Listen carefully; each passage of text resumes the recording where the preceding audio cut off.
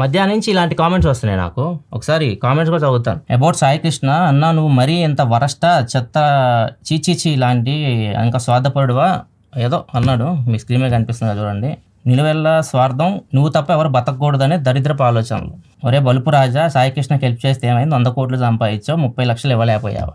ఇది ఇంకా దారుణమైన కామెంట్, నేను చదవలేను నా నోట్ తోటి. ఎంత బతికి. సో ఇది మీకు స్క్రీన్ మీద కనిపిస్తుంది చూడొచ్చు. అండ్ ఇవన్నీ ఎక్కడి నుంచి వస్తున్నాయా నాకు అర్థం కాలేదు. సరే అని చెప్పేసి చూశాను ఎక్కడి నుంచి వస్తున్నాయా అని చూస్తే సాయి కృష్ణ ఒక వీడియో పెట్టాడు. ఏమని పెట్టాడు? 100 కోట్ల యూట్యూబర్ని హెల్ప్ అడిగితే అని చెప్పేసి. ఈయన కథ మొత్తం మీకు ఫస్ట్ నుంచి చెప్పాలి. ఇప్పుడు కూడా నేను ఆయనకి ఫోన్ చేయడానికి ట్రై చేశాను. ఎందుకంటే వల్ల ఒక మనిషికి ఏమన్నా చెడు జరుగుతుందని ఎప్పుడు నా పని చేయాల. నాకు ఎన్ని జరిగినా, నాకు లాస్ట్ 1 ఇయర్ నుంచి ఎంతమందో నన్ను మోసం చేశారు. ఎక్కడ నేను ముందుకు వచ్చేసి నేను చెప్పి ఎక్కడ చెప్పాలి. ఇప్పుడు నా కెమెరా ముందుకు వచ్చానని నా వర్క్ నేను చేసుకునేవాడిని. ఇప్పుడు దీని గురించి మీకు మొత్తం తెలియాలి. ఇప్పుడు వీళ్ళు కామెంట్లు పెట్టారు కదా, ఇంత పచ్చి కామెంట్లు పెట్టారు. మొత్తం స్టోరీ మొత్తం చూడండి. ఒక సైడ్ చూస్తారు ఇంకా అంతే. ఇప్పుడు ఎలా ఉందంటే నేను ఇలాంటి చెత్తలో కూడా వెళ్ళను. మేము నా సబ్స్క్రైబర్ అదే చెప్తాను, నేను చెత్తలోకి వెళ్ళను, ఇట్లాంటి వాటిలోకి నేను అసలు తల దూర్చను. అంటే నన్ను లాగుతూనే ఉన్నారు. ప్రతి ఒక్కరు వచ్చి నన్ను లాగడమే.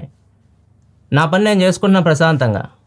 ఈయన స్టోరీ మొత్తం చూద్దాం. ఎవరు స్వార్థపరుడు, ఎవడు మోసం చేశారు, ఇవన్నీ తెలుస్తుంది. ఫస్ట్ వాట్సాప్లోకి వెళ్తున్నాను. సాయి కృష్ణ కూడా ఎన్ని వచ్చినాయి చూడండి. ఇక్కడ చూడండి, ఇది డిప్లొమా స్టూడెంట్, నా స్టూడెంట్. వాడిని వదిలేసేయండి. Sai Krishna 2, Sai Krishna YouTube, Sai Krishna YouTube new. ఇన్ని నెంబర్లు మార్చాడు. ఎందుకంటే పర్సనల్ రీజన్స్, ప్రైవసీ రీజన్స్ అని చెప్పాడు. సరే ఓకే, నెంబర్లు మార్చాడు. సో స్టోరీ మనకు ఎప్పటి నుంచి నాకు పరిచయం? యూట్యూబ్లోకి వచ్చిన తర్వాతే కదా, 2020-21 అక్కడి నుంచే మనం వద్దాం. సో ఇవన్నీ నా దగ్గర ఉన్నాయి. ఇలాంటి ఎప్పుడో ఉపయోగపడతాయి కదా, నాకు ఇప్పుడు ఉపయోగపడినాయి అన్నమాట ఇవి. సో తెలుస్తుంది ఇప్పుడు మీకు అంతా. సో ఇది 2021. ఇందాక కూడా అన్నాడు కదా, నువ్వు ఒక్కడే బతికితే చాలు యూట్యూబ్లో అని చెప్పేసి. 2021లో నాకు నాని ప్రభాకర్ మధ్య చిన్న ఇష్యూ అయింది.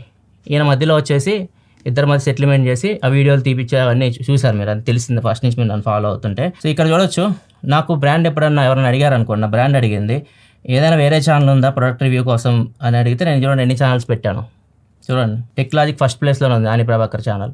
చూడండి, నేను స్వార్థపరుడు అనుకుంటే ఏమి లేవని చెప్పొచ్చు కదా. దానికి స్క్రీన్ షాట్ కూడా షేర్ చేసి అప్పుడు సాయి కృష్ణకి డన్ బ్రో వీడియోస్ రిమూవ్ అంటే. తర్వాత ఫ్రెండ్షిప్ డే అన్నాడు. ఫ్రెండ్షిప్ డేకి ఓకే, హ్యాపీ ఫ్రెండ్షిప్ డే. ఫ్రెండ్కి అనుకుని ఇవ్వాల్సినవన్నీ ఇచ్చావు నాకు. హ్యాపీ ఫ్రెండ్షిప్ డే నీకు కూడా. ఇక్కడికి రండి కిందకి. ఇప్పుడు సెప్టెంబర్ 8, 2021.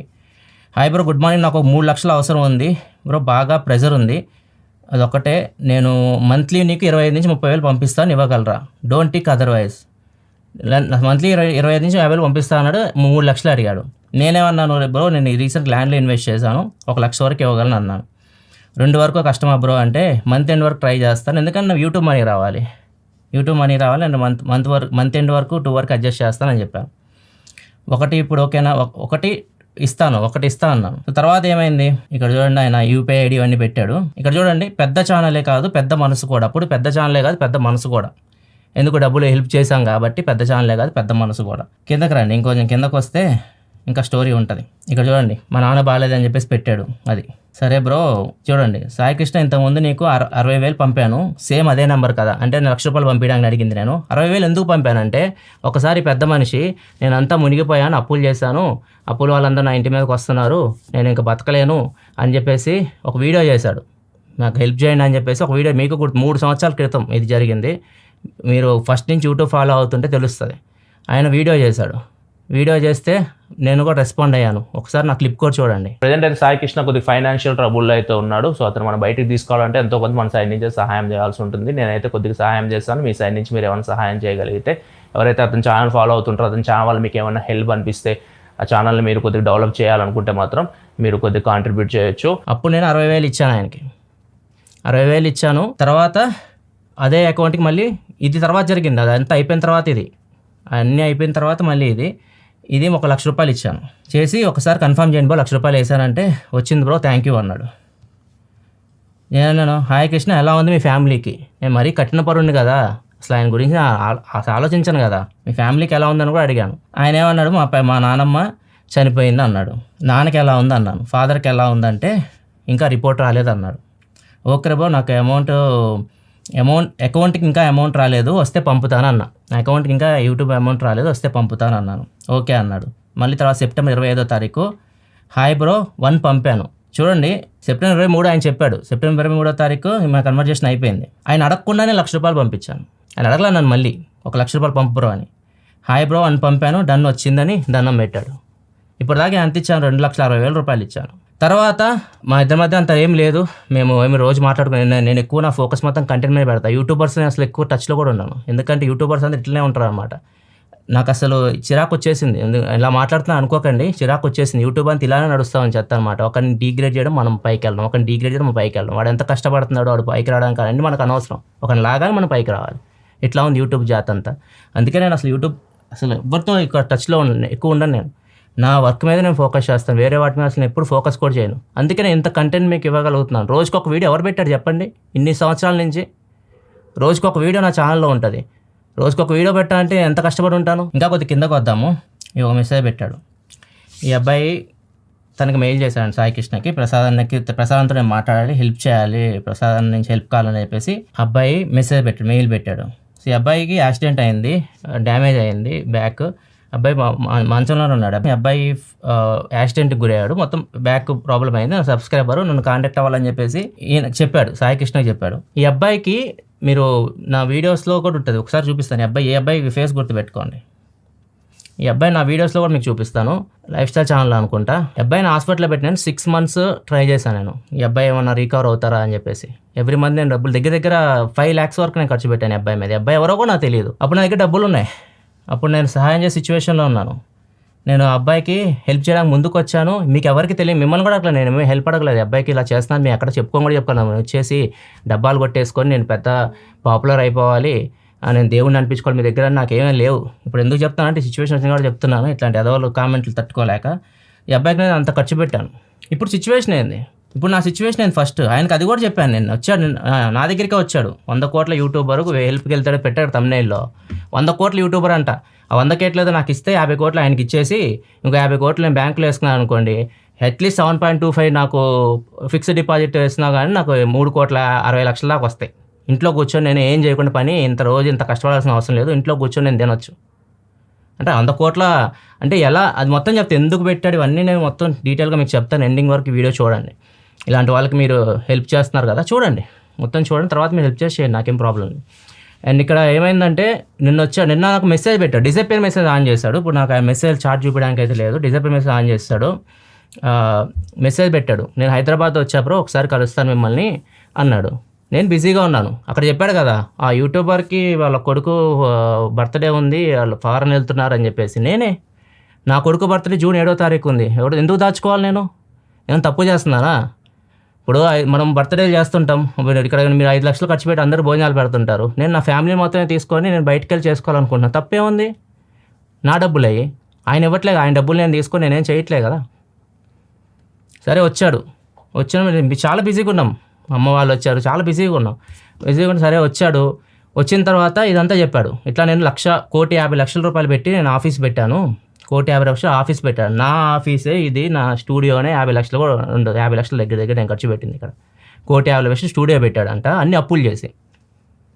మనిషి ఎందుకు అప్పులు చేస్తాడు? ఒకసారి అప్పులు చేసి మోసపోయాడు, ఒకసారి అప్పులు చేసి మోసపోతే మనందరం కలిసి బయట తీసుకొచ్చాం ఆయన్ని, నేను అందరం కలిసి బయట తీసుకొని వచ్చాం. మళ్ళీ అప్పులు చేశాడు. మళ్ళీ అప్పులు చేస్తే అప్పులో ఊరుకుంటారా? చెప్పండి, అప్పులో ఊరుకుంటారా? వస్తారు, ఇళ్ళ మీదకి వస్తారు వాళ్ళు ఖచ్చితంగా. నేను నా దగ్గరికి వచ్చాడు, వచ్చి అడిగాడు ఇలా ఇది ఈ పరిస్థితి అంటే నేనేమన్నాను, ఇప్పుడు నా సిచ్యువేషన్ చెప్పాను. నా సిచ్యువేషన్ మీకు తెలియదు కదా, నేను ఏ సిచ్యువేషన్లో ఉన్నానో మీకు తెలియదు. ఇప్పుడు నా వెనక నాకు తెలియకుండా నా అకౌంట్స్ యూజ్ చేసుకొని గత 5-6 సంవత్సరాలుగా ఒక స్కామ్ నడుస్తుంది, నాకే తెలియదు. అది నాకు ఎప్పుడు తెలిసిందంటే దసరా తర్వాత తెలిసింది, మళ్ళీ లాస్ట్ దసరా తర్వాత తెలిసింది. నా మైండ్ జిల్ అయిపోయింది. దగ్గర 4 కోట్ల రూపాయల వరకు కట్టాలి. ఆయన చేసిన తప్పు నేనేం చేయలేదు. ఆయన నా చుట్టూ తిరిగేవాడు, నా వీడియోలో కూడా మీకు చాలాసార్లు కనపడి ఉంటాడు. ఆయన పేరు కూడా నేను తీదలుచుకోలేదు, ఎందుకంటే నేను మోసపోయాను, ఒక మనిషిని నమ్మి నేను మోసపోయాను. నేను ఒక ఎదవని, నేను మోసపోయాను కాబట్టి నేను ఎదవని. సో ఆయన పేర్లు అవన్నీ నేను తీదలుచుకోలేదు. వాడు నన్ను దగ్గర ఉండి నా పక్కనే ఉండి 5 సంవత్సరాల నుంచి పెట్టాడు నాకు. అంటే నేను సంపాదించింది ఏదైతే ఉందో మొత్తం నేను మళ్ళీ కట్టాలి, తిరిగి కట్టాలి, దాని మీద ఇంట్రెస్ట్ మొత్తం కలిపి 4 కోట్లు అయింది నాకు. అది నా ఫేస్లో మీకు ఎక్కడ కనిపించదు. 4 కోట్ల రూపాయలు నాకు లైబిలిటీ ఉంది, నేను అప్పున్నాను ఒకరికి, నాకు తెలియకుండానే. నా జీవితంలో నేను ఒకరిని అప్పు అడిగింది లేదు, దగ్గరికి వెళ్ళి ఒకళ్ళు చేయి చేసి నాకు ఈ డబ్బులు ఇవ్వండి. మీ దగ్గరికి కూడా వచ్చి నేను ఎప్పుడు నాకు డబ్బులు ఇవ్వండి అని నేను ఒక వీడియోలకి ఇట్లాంటి ఏమేం చేయలేదు. 4 కోట్ల అప్పు ఉంది. ఆ రోజు నాకు ఉన్న ఫాలోయింగ్కి నేను వచ్చి నించొని నాకు ఇలా నేను కూడా ఏడుపు లేట్ చేసి నాకు హెల్ప్ చేయండి అని చెప్పేసి కింద అకౌంట్ పెడితే ఒక్కరోజు నేను బయటకు వస్తా. నేను అలా చేయలా. 4 కోట్ల అప్పు ఉంది నా దగ్గర ఉన్న, నేను కొనుక్కున్నాయని అమ్మేసుకొని 2 కోట్లు కట్టి ఇంట్రెస్ట్ ఆపుకొని చిన్న కట్టుకుంటా అని చెప్పేసి మాట్లాడుకొని అది నేను ఇంకా 2 years పెట్టుకున్నా. 100 కోట్లు అంట. 100 కోట్లు నా దగ్గర ఉంటే ఇంకా ఎలా బతకాలి నేను? ఇచ్చిన కొడుకులు ఏమో అర్థం కాదు. అసలు కామెంట్లు చేసే వాళ్ళకి కూడా బుర్ర ఉండదు. అని తమిళ పెట్టి మీరు వచ్చి కామెంట్లు చేయడం 100 కోట్లు. ఒక్క సోలో యూట్యూబర్ ఒక్కడు కూడా 100 కోట్లు యూట్యూబ్ నుంచి ఇంతవరకు సంపాదించి కూడా ఉండడు. వాడు ఏదైనా బిజినెస్లు చేస్తే కానీ. అది యూట్యూబ్ ఉన్నవాడికి, యూట్యూబ్లో చేసేవాడికి తెలుస్తుంది అని చెప్పేది. ఇది నా వెనక జరిగింది. ఇది నేను చెప్పిన నా సిచ్యువేషన్ ఇది మీకు కూడా తెలియదు. నా సిచ్యువేషన్ ఏదని మీకు కూడా తెలియదు. మీకు కూడా ఎప్పుడు చెప్పలేదు. ఇన్ఫ్యాక్ట్ మా అమ్మ నాన్నకు కూడా తెలియదు. ఇది ఈ వీడియో ద్వారా తెలుస్తుందేమో కానీ మా అమ్మ నాన్న కూడా ఇది, ఎందుకంటే వాళ్ళకి ఆ టెన్షన్ కూడా ఇవ్వదలుచుకోవాలి నేను. మా అత్తయ్య గారికి మా ఆవిడ చెప్పింది. మా అత్తయ్య గారికి మా ఆవిడ ఈ విషయం చెప్పింది లాస్ట్ అది డిసెంబర్ అట్లా దసరా తర్వాత జరిగింది. నవంబర్ డిసెంబర్లో చెప్పింది. పాపం ఆమెకి హార్ట్ అటాక్ వచ్చింది. అమ్మ చనిపోయారు, జనవరిలో చనిపోయారు. అప్పుడు మీకు చెప్పాను. అందుకే టెన్షన్స్ మా అమ్మ కూడా ఇవ్వదలుచుకోవాలి. అందుకే అసలు ఈ విషయం ఎక్కడ బయట కూడా తెలియదు. నాలోనే కుంగిపోయాను. ఈయన వచ్చాడు, నేను సిచ్యువేషన్ చెప్పాను. ఇది నా సిచ్యువేషన్ అంటే ఇంత హెల్ప్ చేశాను నేను ఇంతకాలంగా. ఆయనకి అర్థం చేసుకోవాలి కదా, ఫ్రెండ్ అన్నాడు అర్థం చేసుకుంటాడు. లెగిసి వెళ్ళిపోయాడు. నాకు ఛాన్స్ దొరికింది, ఒక ఛాన్స్ అని చెప్పేసి లెగిసి వెళ్ళిపోయాడు. వెళ్ళిపోయి చూస్తే ఈ వీడియో పెట్టుంది. నేనంటే అడుక్కో అని చెప్పాను యూట్యూబ్లో. నేను అసలు అది నేను ప్రూవ్ చేసుకోలేను. ఆయన దగ్గర ఏమైనా ప్రూఫ్స్ ఉంటే నేను అడుక్కొని నా నోటి నుంచి వచ్చి ఆయన దగ్గర ఏమైనా ఆడియో కానీ వీడియో ప్రూఫ్ ఉంటే నేను ఒప్పుకుంటాను. అని ఇన్సల్ట్ చేశానంట. వాళ్ళు వచ్చారు, ఇంకా ఆయన ఫాలోవర్స్ అందరూ వచ్చి నన్ను తిడుతున్నారు. నేను ఒక మనిషిని ఎప్పుడు ఇన్సల్ట్ చేయను, వీలైనంతవరకు సహాయం చేయడానికి ట్రై చేస్తాను. అందరూ నాకే చేస్తారనమాట రివర్స్లో. నాకు ఇప్పుడు అది ప్రాబ్లం. నా సిచ్యువేషన్ అయితే నేను ఎవరికి హెల్ప్ చేయలేను, ఇంక చేయను కూడా. నా మనుషులు నమ్మడం మానేశాను. నమ్మిన వాళ్ళంతా నన్ను మోసం చేశాను. నేను ఎవరికి హెల్ప్ చేయను కూడా. మీరు ఎవరైనా వచ్చినా అడిగినా కానీ రూపాయి అయితే ఇవ్వను ఇంకా ఫ్యూచర్లో కూడా. నేను సెట్ అవ్వడానికి నాకు టైం పడుతుంది. ఇంకా 100 కోట్లు ఉంటే ఇవన్నీ నాకు అవసరం లేదు. చక్కగా అన్నీ ఆపేసుకొని ఎంజాయ్ చేసేవాడిని లైఫ్ని. రోజు కష్టపడాల్సిన అవసరం నాకు లేదు. ఇక్కడ మిస్టేక్ ఎవరిది? తప్పు చేసుకుంది ఆయన. వచ్చి నన్ను అడిగారని నా సిచ్యువేషన్ చెప్పి నేను లేవంటే అంతా నా మీద దోషం. నా మీద అసలు నేను ఎందుకు ఇవ్వాలి చెప్పండి? నేను ఆయన నాకు 30 లక్షలు ఇచ్చి నేను అప్పున్నాను. నేను అడిగితే ఒక అర్థం, మీరు నా మీద వచ్చి పడినా కానీ వచ్చి నా సిచ్యువేషన్ చెప్పి లేవంటే నేను ఇవ్వలేదు అని చెప్పేసి నా మీదే కొడుతున్నారు. 100 కోట్లోనే 30 లక్షలు ఇవ్వాలి. 100 కోట్లు 30 లక్షలు నేను ఇచ్చేస్తాను, అట్లనే ఇచ్చేస్తాను. పెట్టే చేయి నాది. ఇది సిచ్యువేషన్. నేను ప్రశాంతంగా బయటికి వెళ్తున్నాను. మా చిన్న కొడుకు బర్త్డే. అసలు వాడిని కూడా నేను ఎక్కడ చూపించలేదు. నాకు భయం వేస్తుంది. మీ యూట్యూబ్ జాతిలో తీసుకురావన్నా కానీ పిల్లల్ని చూపించాను. అందుకే వాడిని అసలు కూడా చూపించలేదు. నేను 1 సంవత్సరం వరకు మేము చూపించలేదు వాడిని. లాస్ట్ చూపించాను. వాడిని కూడా శాపనార్థాలు పెడుతున్నారు వాడికి.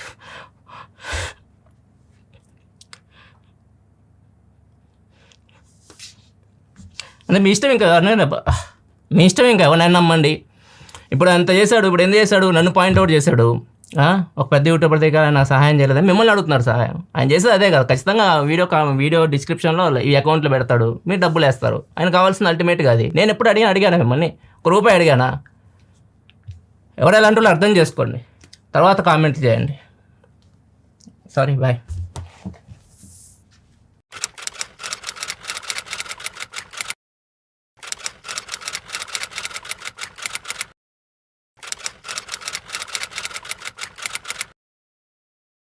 నేను పర్సనల్గా చూసా కదా, దాదాపు 4 to 5 మెంబర్స్ నువ్వు బాగా నమ్మిన వాళ్ళు చాలా మంది మోసం చేసి వెళ్ళిపోయారు. చేశారు. ఈయన కూడా చెప్పారు కదా, మరి లాస్ట్ ఇయర్ పడింది బిగ్గెస్ట్, అది మామూలు దెబ్బ కాదు. అయినా కానీ నేను ఏమీ కృంగిపోలేదు. స్నేక్ అండ్ ల్యాడర్ గేమ్ లాగా ఉంది నా లైఫ్. నేను నిచ్చెన ఎక్కుతున్నాను, ఏదో ఒక స్నేక్స్ ఉంటాయి కదా, మనం వెళ్తున్నప్పుడు ఒక మెట్టు ఎక్కి వెళ్తున్నప్పుడు స్నేక్స్ ఉంటాయి కదా, అట్లా కాటేస్తే మళ్ళీ కిందకు వస్తున్నాను, మళ్ళీ ఎక్కుతున్నాను, మళ్ళీ కాటేసిన కిందకు వస్తున్నాను. నా లైఫ్లో వెనక్కి తిరిగి చూసుకుంటే అవే ఉన్నాయి లాస్ట్లో. ఇప్పుడు ఇక తగ్గిస్తా. ఎందుకంటే నేను ఎందుకు మనుషులను నమ్మనా అంటే, ఇప్పుడు మనకు ఒక ఏజ్ వచ్చేస్తుంది. డబ్బు శాశ్వతం కాదు కదా. మనం ఒక 50,000 పైకి వెళ్ళిపోయావు, ఒక 60,000 పైకి వెళ్ళిపోయావు, నీకంటూ ఒక 10 మంది ఉండాలి. ఒక్క 10 మంది మనం బాగా నమ్మిన వాళ్ళు, డబ్బు కోసం కాకుండా నార్మల్గా మనతో పాటు ఉండే వాళ్ళు 10 మంది కావాలి. ఆ 10 మంది కోసం నేను వెతుకుతున్నా. ఆ వెతికే క్రమంలో చాలామంది పాములే ఉన్నాయి, అన్ని పాములే ఉన్నాయి. చూద్దాం. ప్రస్తుతానికైతే కొద్దిగా తగ్గించాను, మనుషులు నమ్మడం, సహాయాలు కూడా చేయడం తగ్గించాను. ఇప్పుడు నేను సహాయం చేసే సిచ్యువేషన్ కూడా లేను.